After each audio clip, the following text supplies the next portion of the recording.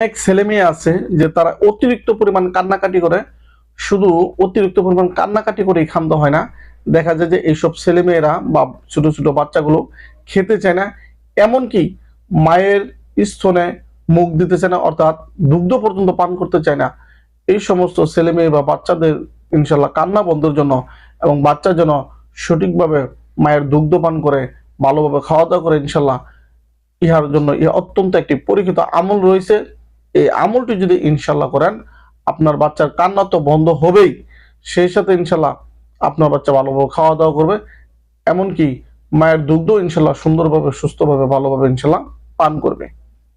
আপনারা মোবাইলের স্ক্রিনে দেখতে পাচ্ছেন যে সমস্ত ছেলে মেয়ে কন্দন করে অর্থাৎ কান্না করে এবং কিছুই খায় না ও স্তনে মুখ দেয় না, দুগ্ধও পান করে না, তাহার জন্য নিম্নলিখিত আয়াত শরীফটি লিখিয়া শিশুর গলায় বাঁধিয়া দিলে ইনশাল্লাহ তালা কান্না অর্থাৎ ক্রন্দন বন্ধ হইবে।